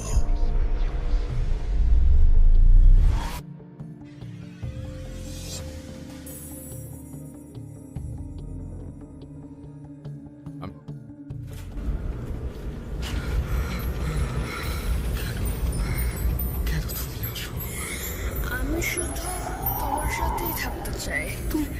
তুই চলে যাও, চলে যাও, প্লিজ চলে যাও। bhoot.com with Russell। যেভাবে লেখা আছে আমি সেভাবেই পড়ছি। আসসালামু আলাইকুম রাসেল ভাই, আশা করি ভালো আছেন। আমি আগেও দুটো ঘটনা শেয়ার করেছিলাম, সেগুলো সিলেক্ট হয়নি। আশা করি এবারের ঘটনাটি সিলেক্ট করবেন। ঘটনাটি আমার নানার সাথে ঘটেছিল 1997-98 সালের দিকে ময়মনসিংহের সদর থানার কোনো একটা গ্রামে। আমার নানা ছিলেন একজন শিক্ষক, তবুও শিক্ষকতার পাশাপাশি কৃষিকাজ, গরু পালন, মাঝে মাঝে শখের বসে মাছ ধরা এসবও করতেন। তিনি আরেকটা কাজও করতে পারতেন, সেটা হলো গ্রামে কোনো গাছে মৌচাক অর্থাৎ মৌমাছির বাসা বাঁধলে সেখান থেকে মধু আহরণ করতেন। আজকের ঘটনাটি মধু আহরণ সংক্রান্ত।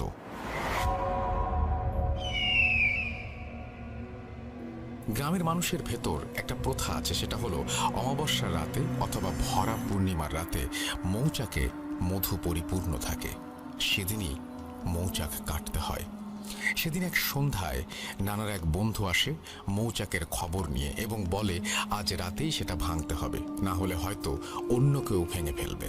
তাই তারা দুজনে মিলে মৌচাক ভাঙার জন্য মশাল, কাঁচি, মধু রাখার পাত্র এবং অন্যান্য জিনিস নিয়ে তৈরি হয়ে থাকে এবং অপেক্ষা করে গভীর রাত হওয়ার জন্য।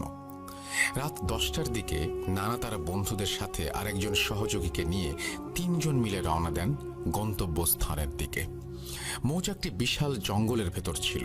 জঙ্গলের পাশেই ব্রহ্মপুত্র নদ। উল্লেখ্য যে এই জঙ্গলটাকে মানুষ এতই ভয় পেত যে দিনের বেলাও সাহস পেত না সেখানে যাবার। জঙ্গলের কাছেই পাঁঠার অর্থাৎ ছাগলের গন্ধ এসে লাগে নাকে। গন্ধ পেয়েই নানাদের সহযোগীরা বলে ওঠে, পাঁঠার গন্ধ ভালো কিছুর লক্ষণ নয়, চলো ফিরে যাই, কালকে আবারও মানুষ নিয়ে আসব। তবে আমার নানার বন্ধুরা নাছোড়বান্ধা, সে আজকেই ভাঙবে। আরেকটা বিষয় হলো নানা এবং তার বন্ধু দুজনেই নামাজ পড়তেন। কিছু সময় চিন্তা ভাবনা করে দুটো মশাল জ্বালিয়ে তারা জঙ্গলে প্রবেশ করতে থাকেন। যত ভেতরে যাচ্ছেন পাঁঠার গন্ধ তত বিকট হচ্ছে। 3 জনই ভয় পাচ্ছিল, তবে কেউ কাউকে বলছিল না। চারিদিক ভীষণ অন্ধকার, সাথে পাঁঠার গন্ধ, এসবের মধ্যে তারা জঙ্গলের ভেতরে এগোচ্ছে। অবশেষে কোনো বাধা বিপত্তি ছাড়া তারা ওই গাছটির কাছে আসে, যেটার মধ্যে মৌচাক। এখানে এসেই তারা থমকে যায়। গাছটি ছিল একটা মাঝারি উচ্চতার বকুল ফুলের গাছ। তবে গাছটির অদূরেই একটা বড় বট গাছ, যেটার গা থেকে ঝুলছে অনেক লতাযুক্ত গাছ। দেখতেই ভীষণ ভয় লাগছিল। তাছাড়া এই বট গাছটি নিয়ে আরো অনেক কাহিনী গ্রামে প্রচলিত আছে। যদিও নানা শিক্ষিত মানুষ, তবুও মনে মনে ভীষণ ভয় পাচ্ছিলেন। নানা তখন তার বন্ধুকে বললেন, রহিম, এটা 3 জনে ভাঙা সম্ভব না, চলো ফিরে যাই। সাথে সাথে একটা শব্দ কানে আসে, ফিরে যাও। কিন্তু অন্য কেউ এই শব্দটা শুনতে পায়নি। নানা এবার ভীষণ ভয় পেতে শুরু করলো। কিন্তু তার বন্ধুরা নাছোড়বান্দা, তারা বললেন, তোর ভয় লাগলে তুই শুধু নিচের দিকে তাকিয়ে থাক, আমি উঠছি, তুই শুধু বালতি আর কাঁচিটা উপরে তুলে দিস। এই বলে রহিম উঠতে শুরু করলো। নানা আবারও শুনছিলেন কেউ ফিসফিস করে বলছে, ফিরে যাও, বিপদ। কিন্তু নানা এ কথা তাদের বলতেও পারছেন না। নানা ভাবছেন হয়তো রহিম মনে করবে আমি ভয়ে এসব বলছি, আর তাদের সহযোগী যে আগেই ভয় পেয়েছে সে যদি অজ্ঞান হয়ে যায়। এতক্ষণে নানার বন্ধু গাছের ওপরে মৌচাকের কাছে তাদের সহযোগী গাছের মাঝামাঝি, দুজনের হাতে দুটো মশাল। মশালের ধোঁয়ায় মৌমাছিগুলো ভয়ঙ্কর শব্দ করে উঠছে, আর নানা গাছের নিচে টর্চ হাতে দাঁড়িয়ে আছে, সাথে একটি বালতি আর কাঁচি। যদিও টর্চ জ্বালানো নিষেধ, টর্চ জ্বালালে মৌমাছি কামড়ায়। এবার নানার বন্ধু রহিম বলল, রশিদ, বালতি আর কাঁচিটা উপরে দে। ঠিক এমন সময় নানার কানের খুব কাছে কেউ বলে ওঠে, পালিয়ে যা রশিদ, পালিয়ে যা, চারপাশটা তাকিয়ে দেখ, পালিয়ে যা। এবার নানা বটগাছের দিকে লাইটের আলো ছড়ে এবং দেখতে পায় যে বটগাছ থেকে লতাগুলো ঝুলছিল সেগুলো হাওয়ায় ভাসতে ভাসতে প্রায় চারিদিক থেকে ঘিরে ফেলেছে এবং আশেপাশের বাঁশগুলো প্রায় শুয়ে পড়েছে। এটা দেখে নানা ভীষণ জোরে চিৎকার দেয় এবং সাথে সাথে যে গাছের মাঝামাঝি ছিল তিনি সেখান থেকে লাফ দিয়ে নেমে পড়েন এবং তিনিও চিৎকার শুরু করেন। নানার বন্ধু রহিম কোনো ক্রমে নিচে নামতে থাকেন। তারা সবকিছু ফেলে সূরা তেলাওয়াত করতে করতে বেরিয়ে আসতে থাকেন। তারা যখন বের হচ্ছিলেন তখন মনে হচ্ছিল জঙ্গলে ঝড় উঠেছে, সবকিছু তছনছ করে দিচ্ছে। তারা যখন জঙ্গল ছেড়ে বেরিয়ে আসেন তখন পেছন থেকে শুনতে পান কেউ বলছে, বেঁচে গেলি। এই ছিল ঘটনা। ভুল ত্রুটি হলে ক্ষমা সুন্দর দৃষ্টিতে দেখবেন এবং আমি আরও ঘটনা সংগ্রহ করছি, হয়তো আগামীতে লিখব। কামরুল হাসান ফাহাদ, ফুলবাড়িয়া, ময়মনসিংহ।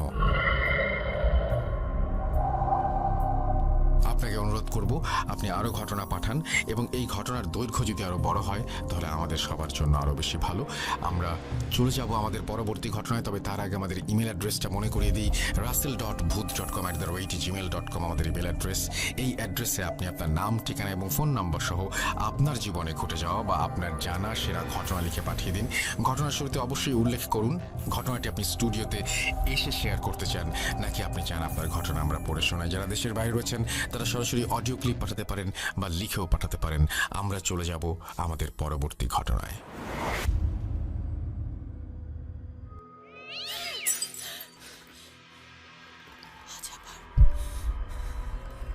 শুনতে পাচ্ছেন শব্দটা?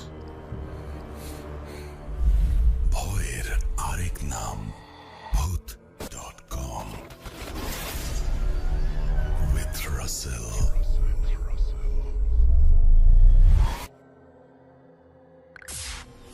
Entertainment is a must. শুনুন স্বাধীন পডকাস্ট।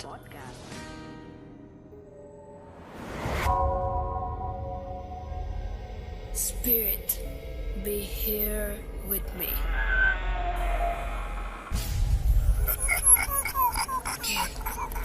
কে তুমি? Booth.com. The fear returns with Russell.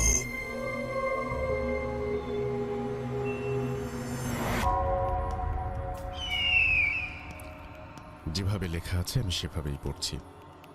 আসসালামু আলাইকুম রাসেল ভাই, জানি আপনি সবসময় ভালোর দলে আছেন এবং থাকবেন, এই প্রত্যাশা সবসময়।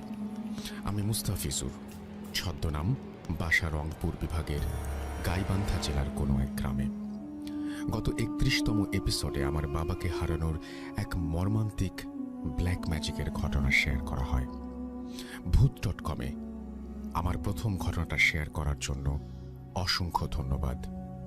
আমি বর্তমানে দেশের বাইরে থাকায় স্টুডিওতে আসা সম্ভব না, তাই ঘটনাটা পড়ে শোনানোর অনুরোধ রইল। বেশি কথা না বলে এবার ঘটনায় যাওয়া যাক। আজ যে ঘটনাটা শেয়ার করব সেটা মাছ ধরা নিয়ে একটি শরীর হিম করা ঘটনা। প্রথমেই কিছু না বললেই নয়, যে বিলটিকে কেন্দ্র করে আজকের এই ঘটনা, সেই বিলটি আমাদের গ্রাম থেকে খুব বেশি দূরে হলে 2 কিলোমিটারের পথ। এই বিলটিকে নিয়ে অসংখ্য ঘটনা আমার জানা আছে, সময় পেলে লিখে পাঠাবো। এখন যে ঘটনাটা বলবো সেটা আমার সঙ্গে ঘটে যাওয়া আজ থেকে 4-5 বছর আগের ঘটনা। তখন আমি ক্লাস 10-এ পড়ি। সময়টি ছিল বর্ষাকাল। বর্ষাকালে গ্রামের খাল বিল সব পানিতে ভরপুর হয়ে যায়। যে বিলটিকে কেন্দ্র করে আজকের এই ঘটনা, সেই বিলটির নাম চান্দামারির বিল। বর্ষাকালে আমাদের গ্রামে মাছ ধরার অনেক ধুম পড়ে যায়। ছোট থেকে বড় সাইজের যে কোনো ধরনের মাছ ধরতে কেউ দিনে বা কেউ রাতে সেখানে যায়। আমরা 4 জন ফ্রেন্ড ছিলাম। আমরা রাতে মাছ ধরতে অনেক বেশি পছন্দ করতাম এবং মাছও অনেক বেশি পাওয়া যেত। আমাদের গ্রামের ভাষায় যে যন্ত্রটি দিয়ে মাছ ধরতাম সেটিকে ক্যাটা বলা হয়, মানে যেটা দিয়ে মাছকে আঘাত করতাম। টর্চ লাইট আর ক্যাটা দিয়ে রাত্রিবেলা মাছ ধরার মজাটাই অন্যরকম। যাদের মাছ ধরার নেশা আছে শুধু তারাই বোঝে বিলটি ছিল অনেক বড়, প্রায় 4-5 কিলোমিটার ধরে একটা বিল। রাতের বেলা সেই বিলে অনেক লোকই যেত মাছ ধরার জন্য। যেই দিনের ঘটনা ঘটে যায় সেদিন ছিল অনেক বৃষ্টি। সেদিন সন্ধ্যা 7টার সময় বৃষ্টি একটু কম হয়, তো আমরা সবাই ভাবলাম যে আজকে একটু তাড়াতাড়ি যাব, কারণ সবাই আবার মাছ ধরতে নেমে পড়লে তেমন একটা মাছ পাওয়া যাবে না। তো যেই কথা সেই কাজ, সবাই সবার মাছ ধরার ক্যাটা, টর্চ লাইট এবং ব্যাগ নিয়ে চলে যাই বিলের উদ্দেশ্যে। তো যাবার পথে আবার হালকা একটু বৃষ্টি শুরু হয়, কিছুক্ষণ পর আবার থেমে যায়, এভাবে আসে যায় আবার আসে যায়। এমন করতে করতে সবার শরীর প্রায় আধা ভেজা হয়ে যায়। আমাদের ভেতর হঠাৎ একজন বলে ওঠে, চলো আজ মাছ ধরা হবে না, এত বৃষ্টিতে কেমন করে মাছ ধরবো, বাসায় ফিরে যাই। তো আমি আবার বললাম, এতটা পথ যখন এসেই গেছি একটু অপেক্ষা করে দেখি না যদি বৃষ্টি থেমে যায়। সবাই বলল ঠিক আছে, দেখি কি হয়। আমরা তখন বিলের ভেতর পরিত্যক্ত একটা শেড বা ঘরের ছাউয়ের নিচে দাঁড়িয়েছিলাম। তারপর আস্তে আস্তে বৃষ্টি থেমে গেল, একেবারে নেই বললেই চলে। আমরা আবার রওনা দিলাম গন্তব্যস্থানে। যাবার পথে আমরা সবাই লক্ষ্য করলাম ঠিক বিলের মাঝে 3টা লাইট দেখা যায়। তো আমরা সেই লাইটের সোজা বরাবর হাঁটা দিলাম। ভাবলাম ওই দিকে কিছু লাইট দেখা যাচ্ছে, সবাই পাশাপাশি থাকলে ভালো হয়, কেননা বিলটা নিয়ে অনেক ভয়ঙ্কর ঘটনা ঘটে যায়, তাই আর কি। কিছুক্ষণ হাঁটার পর আমরা সেই বিলে গিয়ে উপস্থিত হলাম, কিন্তু যাবার পর দেখি লাইটগুলো নেই ওখানে। আমরা সবাই অবাক হয়ে তাকিয়ে থাকি, লাইটগুলো গেল কই? আমরা তো এখানেই দেখলাম, হঠাৎ লাইট 3টি অদৃশ্য হয়ে গেল কেমন করে? পরে বেশি কিছু চিন্তা না করে ভাবলাম হয়তো আমরা আস্তে আস্তে ওরা লাইট বন্ধ করে বাসায় চলে গেছে। বৃষ্টির কারণে বিলের ভেতর আমরা 4 জন ছাড়া আর কেউ ছিল না। কেউ না থাকায় পরিবেশটা কেমন নিস্তব্ধ হয়ে আছে, আশেপাশে কেউ নেই, কারো টর্চও দেখা যায় না, অনেক দূরে শুধু পাশাপাশি 2টো আলো দেখা যায়। তখন আমি ভাবলাম সবাই মনে হয় আসা শুরু করেছে সবেমাত্র। তখন বৃষ্টি একেবারেই ছিল না, আমরা যার যার মতো মাছ ধরতে ব্যস্ত হয়ে পড়লাম। বেশি লোকজন না থাকায় মাছও অনেক বেশি পাচ্ছিলাম। কিছুক্ষণের ভেতর সবাই অনেক মাছ পেলাম। তারপর সবাই একসাথে হলাম। এবার আস্তে আস্তে বাড়ির দিকে হাঁটছি আর মাছ ধরছি।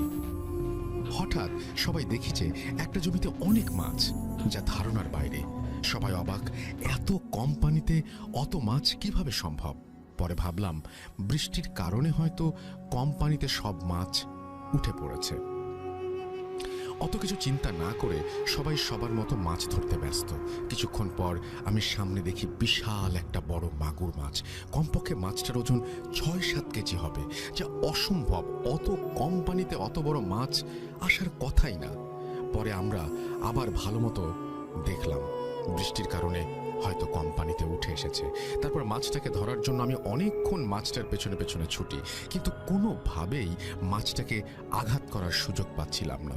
বড় মাছের লোভ সামলাতে না পেরে আমি ছোট মাছ ধরা ছেড়ে দিয়ে চুপি চুপি মাছটার পেছনে পেছনে ছুটতে থাকি, কেননা ওরা সবাই দেখে ফেললে আমার আগে ধরে নেবে। আমি যতবারই মাছটাকে আঘাত করার জন্য মাছটার কাছে যাই, ঠিক ততবারই মাছটা অনেক দূরে চলে যায়। এমন করতে করতে প্রায় 15-20 মিনিট অতিক্রম হয়ে যায়। তারপরও মাছটাকে একবারও আঘাত করতে পারলাম না। একসময় আমি বিরক্ত হয়ে যাই। তখনও আমার একটুও মনে হয়নি যে এটা কোনো সাধারণ মাছ না, এটা অস্বাভাবিক কিছু। তারপর আমি সবাইকে ডাকতে বাধ্য হই, সবাইকে বলি এই মাছটাকে আমি অনেক সময় ধরে মারার চেষ্টা করছি, কিন্তু আমি একা পারছি না, এত বড় মাছকে একা ধরা সম্ভব না। সবাই মাছটাকে ঘিরে সামনে যাবে এবং যে পাবে সেই মারবে। সবাই একমত হয়ে মাছটার চারপাশে ঘিরে দাঁড়ায়। এমন কিছুক্ষণ সবাই চেষ্টা করার পর একজন হঠাৎ আঘাত করে বসে। আমরা সবাই দেখলাম যে মাছটার গায়ে লেগে গেছে ক্যাটাটা। ওরা সবাই বলল, জলদি আয়, এত বড় মাছ একা আটকাতে পারছি না। তখন আমরা সবাই দৌড়ে গেলাম ওদের কাছে। ও বলল, সবাই জলদি আয়, এত বড় মাছ আটকাতে পারছি না একা। তখন আমরা সবাই দৌড়ে গেলাম ওর কাছে। তখনও ক্যাটাটা পানির নিচে মাটির সাথে শরীরের সবটুকু শক্তি দিয়ে চেপে ধরে আছে। আমরা সবাই যাবার পর দেখলাম মাছটা ক্যাটার নিচে অনেক জোরে জোরে লাফাচ্ছে বা নাড়াচাড়া করছে। এবার আমি যখন মাছটা হাত দিয়ে ধরতে গেলাম তখন দেখি মাছটা নেই। যখন আমি সবাইকে বললাম, কিরে মাছটা কই গেল, ক্যাটার নিচেই তো ছিল, সবাই অবাক হয়ে গেলাম। পরে সবাই একটা জিনিস লক্ষ্য করি, ওই জায়গাটা পুরো কাঁচা রক্ত দিয়ে লাল হয়ে গেছে, কিন্তু মাছটা গেল কোথায়? এত কম পানিতে মাছটাকে ভালোভাবে দেখা যাচ্ছিল। অত তাড়াতাড়ি মাছটা ওই জায়গা থেকে যদি এদিক যায় বা সেদিক যায় তাহলে সবার চোখে পড়ার কথা, কেননা এত কম পানি ছিল যে মাছটার পিঠ একটু পানির ওপরে ছিল। এটা কিভাবে সম্ভব? আমরা সবাই হতভম্ব। এটা কি হলো? মাছটা গেল কোথায়? তখনও কেউ একবারের জন্য ভাবি নাই যে এটা অস্বাভাবিক কিছু। সবাই আবার মাছটাকে ওই জমিটার ভেতর তন্ন তন্ন করে খুঁজি, কিন্তু পাই না। তারপর আমরা আর একটা জিনিস লক্ষ্য করি, মাছের বাজারে গেলে যেমন কাঁচা মাছ মাছ একটা গন্ধ পাওয়া যায়, ঠিক তেমন একটা তীব্র গন্ধ, এবং সেই গন্ধে চারপাশটা ভরে গেছে। অনেকক্ষণ খোঁজার পর সবাইকে বলা শুরু করলাম, এটা কেমন ঘটনা হলো? আজকে মাছটা গেল কোথায়? আর এমন গন্ধ কিন্তু ভালো না, আমি আগেও অনেকবার শুনেছি এটা খারাপ লক্ষণ। তখন আমাদের মাঝে একজন বলে, এটা সত্যিই মাছ ছিল নাকি অন্য কিছু? আমি শুনেছি যে বড় মাছ খারাপ কিছু হতে পারে। তখন আমার মাথায় এই বিষয়টা নিয়ে ঘোরাঘুরি করতে থাকে। তারপর আমরা সবাই লক্ষ্য করি যে আমাদের ব্যাগের মাছ অনেক কম হয়ে গেছে, কিন্তু আমরা এই মাছটা ধরার আগে পর্যন্ত আমাদের ব্যাগে পর্যাপ্ত মাছ ছিল। সবাই ভেবে পাচ্ছিলাম না কি হচ্ছে আমাদের সাথে। ঘটনাটা এখানে শেষ হলে পারত, কিন্তু না, একটু পরেই শরীর হিম করা এক ঘটনা ঘটে যায়। তখন আবার অনেক জোরে বৃষ্টি শুরু হয়েছে। এখন আমরা ভাবলাম যে এবার সবার শরীর ভিজে যাবে, কেননা আশেপাশে কিছুই ছিল না যার নিচে গিয়ে দাঁড়াবো। বিলের ঠিক মাঝখানে বড় বড় কয়েকটা পুকুর ছিল, সেই পুকুরের পাড় দিয়ে অনেক পুরনো গাছ আছে। আমি ভাবলাম যাই, ওই পুকুর পাড়ের গাছগুলোর নিচে গিয়ে দাঁড়াই, শরীরটা একটু কম ভিজবে। তারপর সবাই দৌড়ে গিয়ে গাছের নিচে দাঁড়ালাম। বৃষ্টি থামার কোনো লক্ষণই নেই, পড়ছে তো পড়ছেই, অনেকক্ষণ কেটে যায়। বৃষ্টিতে আশেপাশের কিছুই দেখা যাচ্ছে না। হঠাৎ করে একটা পুকুরের ভেতর কয়েকটা বাচ্চা যদি একসাথে লাফালাফি করে গোসল করে যেমন শব্দ হয়, ঠিক তেমন শব্দ পেলাম। সবাই ভাবলাম কেউ হয়তো পানির নিচে পানিতে পড়ে আছে বা পানিতে পড়ে গেছে। সেটা ভেবে সবাই লাইট মারতে মারতে সেদিকে গিয়ে দেখি কিছুই নেই। সবাই চিন্তা করে পাচ্ছি না কি হচ্ছে আমাদের সাথে। পরে আমরা সবাই গাছের নিচে দাঁড়াই। আমরা যে গাছটির নিচে দাঁড়িয়েছিলাম সেই গাছটি কেন যেন বারবার ঝাঁকা দিচ্ছিল, আর পাতায় আটকে থাকা পানি একসাথে পড়ে আমাদের শরীর পুরো ভিজে শেষ। আর এতক্ষণ বৃষ্টি পানির নিচে দাঁড়িয়ে ঠান্ডায় সবাই কাঁপছি। এত বড় গাছ এমনভাবে বাঁকা হয়ে যাচ্ছে কেন, বা কে ঝাঁকা দিচ্ছে, এটা খুব অস্বাভাবিক লাগলো, কেননা গাছগুলো ছিল কদম গাছ আর অনেক মোটা। এদিকে বৃষ্টি আর একদিকে আজব আজব সব ঘটনা ঘটছে আমাদের সাথে। ঠান্ডা আর ভয়ে আমাদের মুখ থেকে কোনো আওয়াজ বের হচ্ছিল না। সবাই কেমন যেন থমকে গেছি। পাশের দিকে ঝোপের ভেতর থেকে মানুষ ঘুমিয়ে নাক ডাকলে যেমন আওয়াজ হয়, ঠিক তেমনি আওয়াজ পাচ্ছিলাম সবাই। এত বড় ফাঁকা বিলের ভেতর শুধু আমরা চারজন, আর এত বৃষ্টি। তখন আমাদেরকে যে কতটা অসহায় মনে হচ্ছিল সেটা বলে বোঝানো যাবে না। এমন করতে করতে বৃষ্টি একটু কমে যায়। তখন আমি এখানে একটুও থাকা যাবে না বলে বাসায় চলে যাওয়া শুরু করি। শরীর তো ভিজেই গেছে, আর চিন্তা করে লাভ কি। তখন সবাই বাসার দিকে যাওয়া শুরু করলাম। সবার আগে আমি, আর বাকিরা আমার পেছনে পেছনে। হঠাৎ যে ফ্রেন্ডটা মাছটাকে আঘাত করেছিল সে বলে উঠল, আমার পেছনে পেছনে কে যেন হাঁটছে, এমন অনুভব করছি আমি। সবাই বললাম, তোর মনের ভুল হতে পারে, বৃষ্টির শব্দে এমনটা শুনতে পারছিস, পা চালিয়ে যা। আবার একটু থেমে যাই।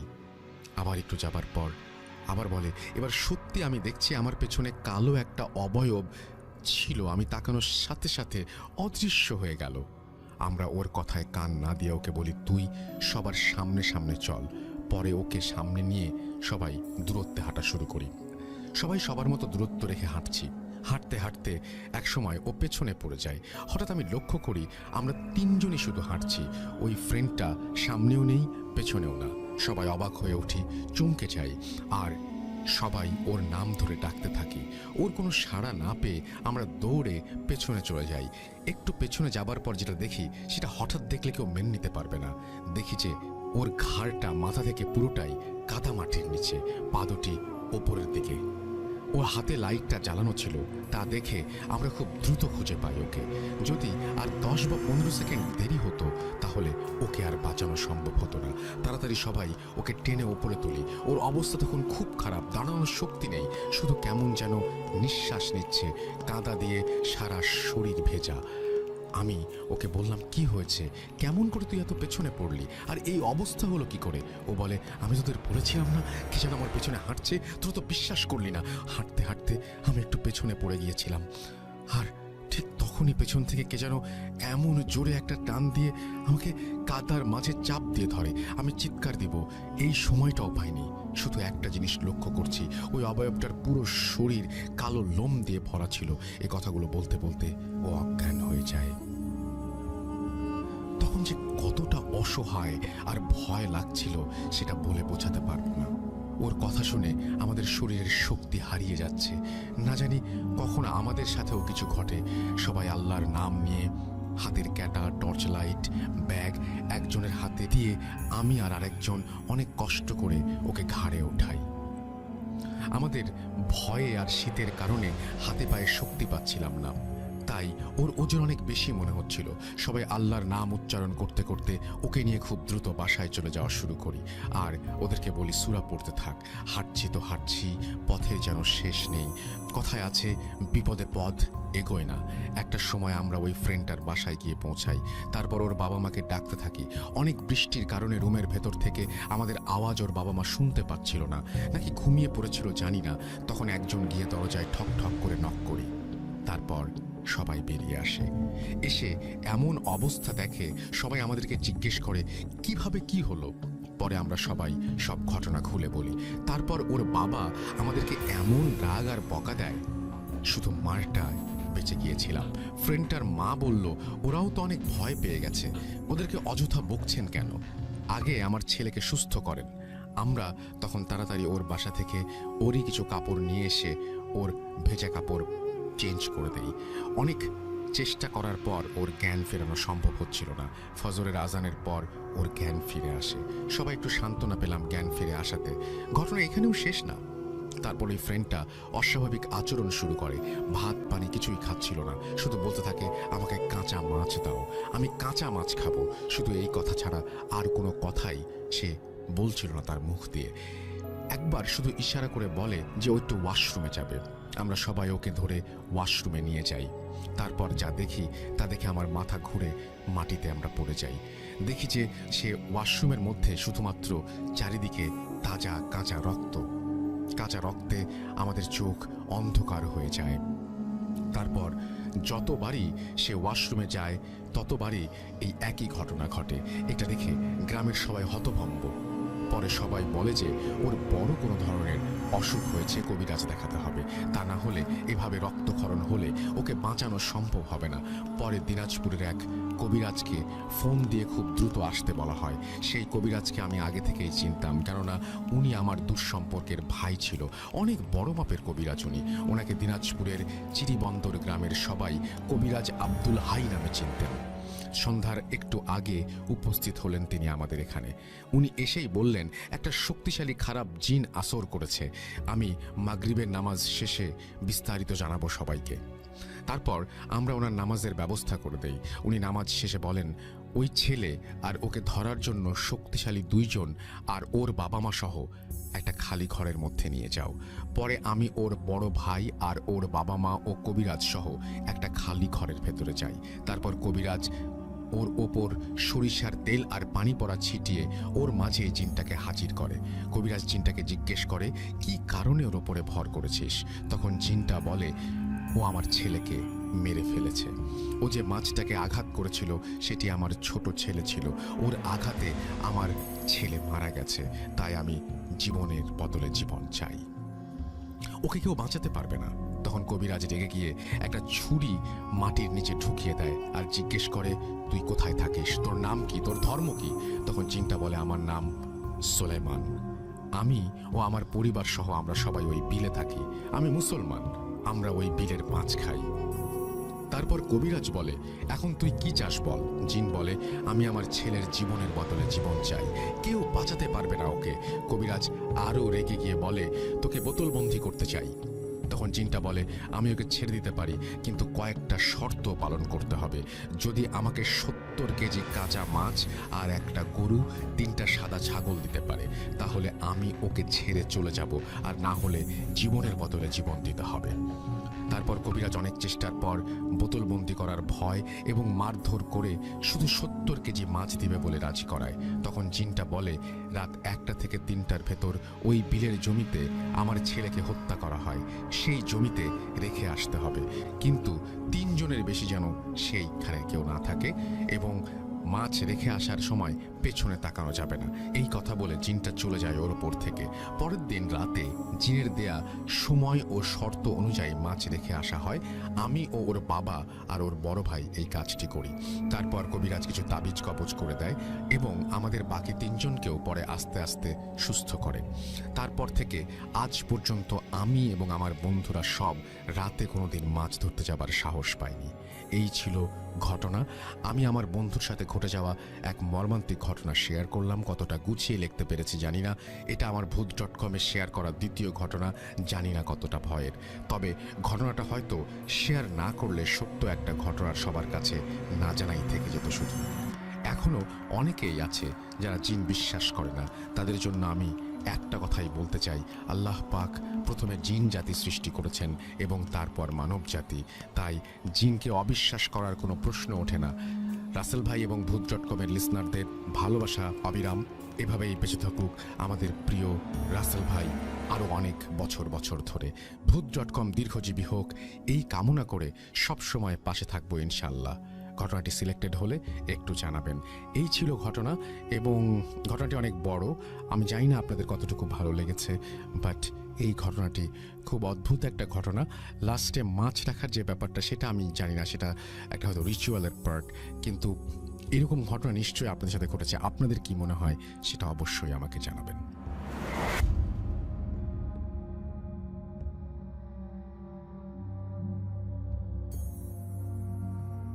আপনাদের সবাইকে অনেক অনেক ধন্যবাদ এতক্ষণ পর্যন্ত আমাদের সাথে থাকার জন্য।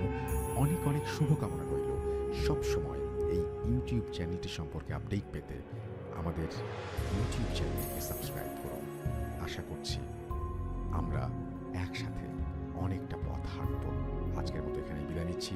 সবাই ভালো থাকুন, সুস্থ থাকুন, মোস্ট ইম্পর্টেন্টলি ভূত.com-এর সাথে থাকুন। আল্লাহ হাফেজ। আজকের গল্পটা হয়তো এখানেই শেষ হচ্ছে, কিন্তু কালো জাদুর ওই কালো ছায়া কি আপনার ঘর থেকে সরেছে? অন্ধকার কোণে তাকিয়ে দেখুন তো, কেউ কি আপনার দিকে অপলক দৃষ্টিতে তাকিয়ে নেই? যে অভিশপ্ত জাদুর কথা আজ শুনলেন তা হয়তো আপনার অজান্তেই আপনার চারপাশে জাল বুনছে। মনে রাখবেন, সব জাদুর শেষ আছে, কিন্তু কালো জাদুর কোনো শেষ নেই। এটা কেবল একজনের দেহ থেকে অন্য দেহে ঘুরে বেড়ায়। হয়তো আজ রাতটা আপনার জন্য একটু বেশিই দীর্ঘ হবে। যদি সাহস থাকে তবে আমাদের সাথে জুড়ে থাকুন পরবর্তী অভিজ্ঞতার জন্য। সাবস্ক্রাইব করে বেল আইকনটি চেপে রাখুন, কারণ পরবর্তী বিভীষিকা হয়তো আপনার দরজায় কড়া নাড়বে খুব শীঘ্রই। সাবধানে থাকুন, জেগে থাকুন, কারণ অন্ধকার কেবল চোখের আড়ালেই নয়, আপনার ঠিক পেছনেই দাঁড়িয়ে আছে। শুভরাত্রি। যদি শান্তিতে ঘুমানো সম্ভব হয়।